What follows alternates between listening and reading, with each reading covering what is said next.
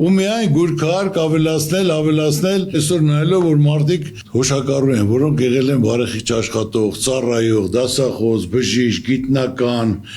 աշխատող, կառուցող ու այսօր գույքարկներ ավելացրել, այսինքն մարդուն առաջարկում են, որ դու քո տները ծախի գնա, ադրբեջանցիները 300,000 պետք է կան, ստեղ գնեն մնա, ուրիշ երկրներում նայելով ոնց է զարգանում 8 տարվա մեջ 8 քաղաք են կառուցում։ Մեր մոտ 8 տարվա մեջ մի հատ մետրոյի կայան չի կառուցվել։ Մանավանդ հիմա բյուջեն էլ այնքան ավելացել Երևանի 58-60 միլիարդ, որը կազմում մոտ մի 150 միլիոն դոլար, որը կարող ճիշտ նպատակային օգտագործել ամեն տարի մի 50 միլիոնը տեղադրել ինչ-որ բարելավման համար։ Բարգավաճ Հայաստան կուսակցությունը ընտրությանը մասնակցում է առաջարկ Հայաստանին ծրագրով։ Այն բաղկացած է 10 կետից, որոնք ներառում են երկրի բոլոր բնագավառները, անվտանգությունից մինչև տնտեսություն, սպորտ եւ ոչ միայն։ Ոչ մի հարց ու խնդիր ծրագրից դուրս չի մնացել, իսկ դրույթները դեռ ավելանալու են։ Առաջարկ Հայաստանի ծրագիրը,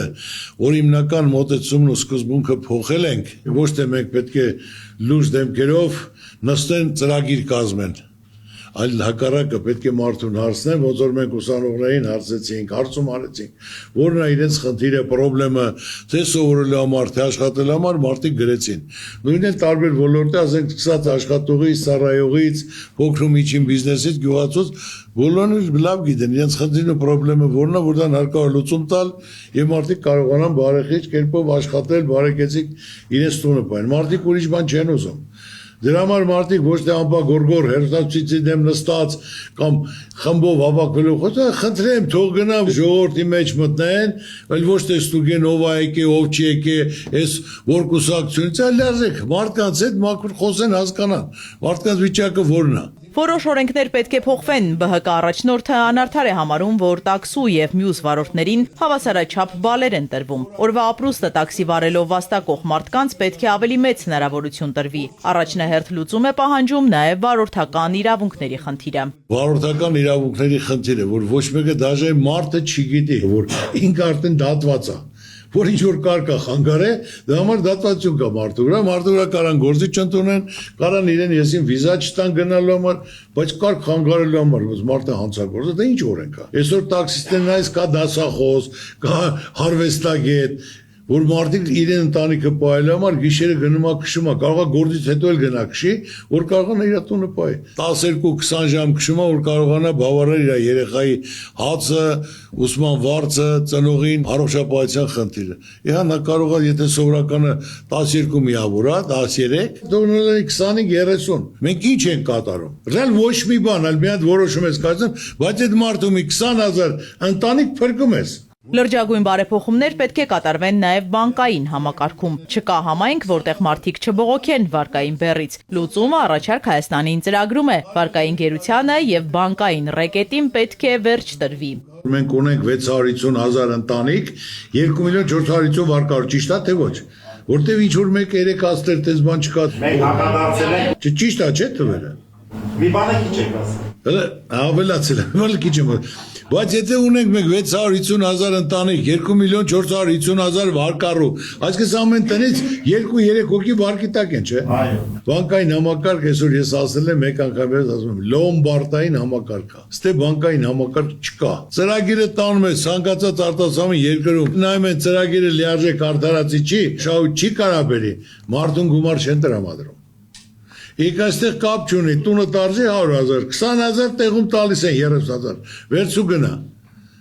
Եթե չէ արդեն միանգամից ձերիցդ վերցնում են, չեն ասում մենք գնահատել ենք 100,000, հիմա 30-ը 70-ն էլ ենք տալիս, տեղում ոչ, վերցնում են ու պրծավ, չի կարելի։ Մարդուն ճանաչում են անցած ճանապարհով կատարած աշխատանքով։ Բարգավաճ Հայաստան կուսակցությունը տարիների գործունեությամբ է շահել ժողովրդի վստահությունը։ Հնարավորության դեպքում արդյունքը կգերազանցի ակնկալիքները։ Բոլորն էլ գիտեն, որ մենք ինչ ասել ենք, մենք սուտ բան չենք ասել եւ անմնացորդ մեր գաղափարի շուրջ մեր ծրագրի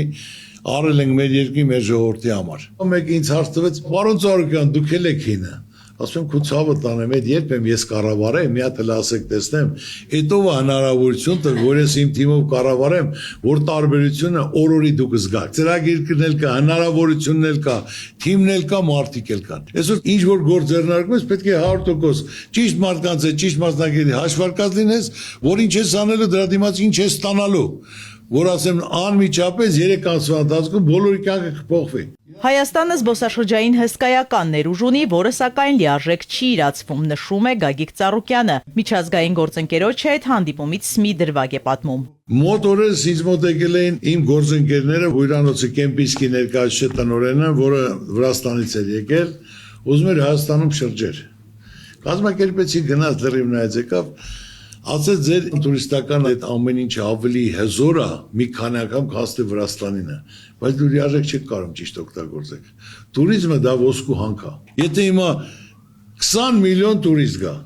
5000-ով որ ծախսի, մելքման ինչքան է կազմում։ 100 միլիարդ։ 100 միլիարդ եթե այս երկիրը փող մտավ, մի մարդու մոտ չի մնալու եւ հյուրանոցներում, եւ ռեստորաններում, եւ կաֆեներում, եւ տաքսիստները, եւ հիմնական ամբողջ մարզում, ասեմ Ջերմոք, Սևան, Գյումրի, բոլոր տեղն էլ ծախսվելու է։ Գնա շարժա լինելու, ներդրումա լինելու, զարգացումա լինելու։